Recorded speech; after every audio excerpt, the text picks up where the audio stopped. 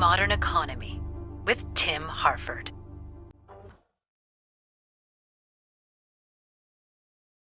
What would happen if GPS stopped working?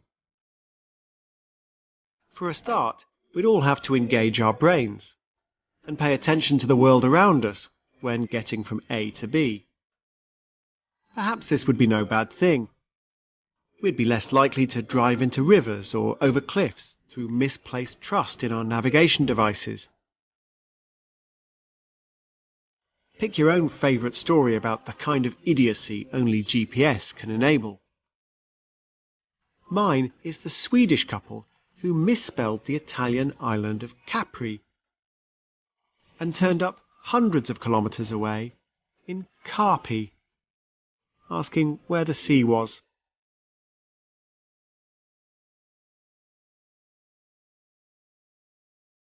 But these are the exceptions. Devices that use GPS usually stop us getting lost. If it failed, the roads would be clogged with drivers slowing to peer at signs or stopping to consult maps. If your commute involves a train, there'll be no information boards to tell you when to expect the next arrival. Phone for a taxi, and you'll find a harassed operator trying to keep track of her fleet by calling the drivers. Open the Uber app and, well, you get the picture.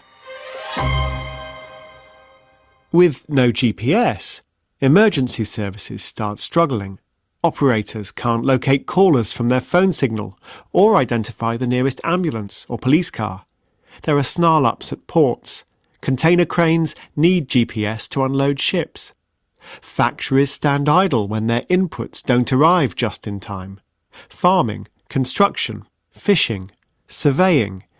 These are other industries mentioned by a UK government report that pegs the cost of GPS going down at about $1 billion a day for the first 5 days. If it lasts for much longer, we might start worrying about the resilience of a whole load of other systems that might not have occurred to you if you're thinking of GPS as a location service.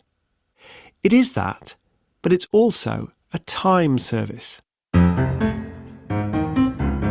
The global positioning system consists of 24 satellites that all carry clocks synchronized to an extreme degree of precision. When your smartphone uses GPS to locate you on a map, it's picking up signals from some of those satellites. And it's making calculations based on the time the signal was sent and where the satellite was. If the clocks on those satellites stray by 1/millionth of a second, you'll mislay yourself by 200 or 300 kilometres. So if you want incredibly accurate information about the time, GPS is the place to get it. Consider phone networks. Your calls share space with others through a technique called multiplexing. Data gets timestamped, scrambled up and unscrambled at the other end. A glitch of just 100,000th of a second can cause problems.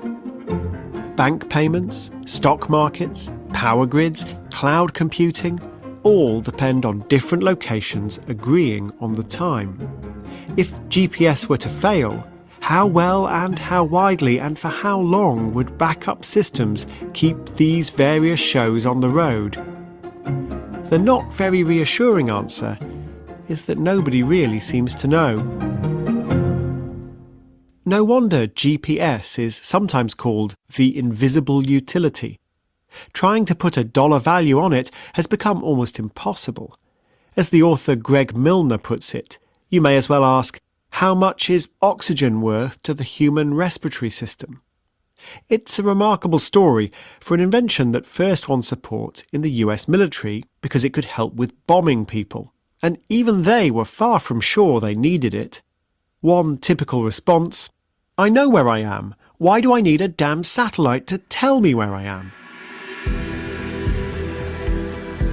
The first GPS satellite launched in 1978, but it wasn't until the first Gulf War in 1990 that the skeptics came around. As Operation Desert Storm ran into a literal desert storm, with swirling sand reducing visibility to 5 metres, GPS let soldiers mark the location of mines, find their way back to water sources, and avoid getting in each other's way. It was so obviously life-saving, and the military had so few receivers to go around, soldiers asked their families in America to spend their own money shipping over $1,000 commercial devices. Given the military advantage GPS conferred, you may be wondering why the US Armed Forces were happy for everyone to use it. The answer is that they weren't, but they couldn't do much about it. They tried having the satellites send two signals, an accurate one for their own use, and a degraded, fuzzier one for civilians. But companies found clever ways to tease more focus from the fuzzy signals. And the economic boost was becoming ever plainer. In the year 2000, President Clinton bowed to the inevitable and made the high-grade signal available to all. The American taxpayer puts up the billion-odd dollars a year it takes to keep GPS going, and that's very kind of them. But is it wise for the rest of the world to rely on their continued largesse? In fact, GPS isn't the only global navigational satellite system. There's a Russian one too, called GLONASS, although it isn't as good. China and the European Union have well-advanced projects called Beidou and Galileo. Japan and India are working on systems too. These alternative satellites might help us ride out problems specific to GPS, but they might also make tempting military targets in any future conflict. And you can imagine a space war knocking everyone offline. A big enough solar storm could also do the job. There are land-based alternatives to satellite navigation. The main one is called ELORAN, but it doesn't cover the whole world, and some countries are putting more effort than others into their national systems. One big appeal of ELORAN is that its signals are stronger.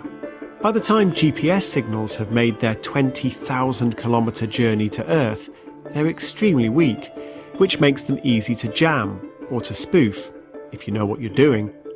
People who are paid to think about these things worry less about the apocalyptic scenarios, waking up one day to find the whole thing offline, and more about the potential for terrorists or nation-states to wreak havoc by feeding inaccurate signals to GPS receivers in a certain area.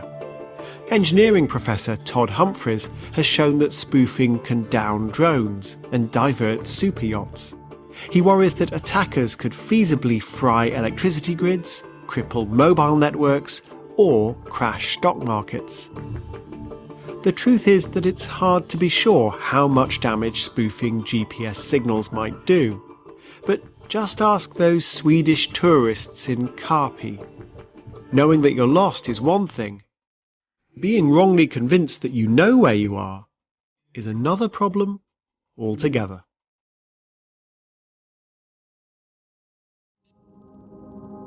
To write this script, we relied on Greg Milner's book, Pinpoint: How GPS is Changing Our World.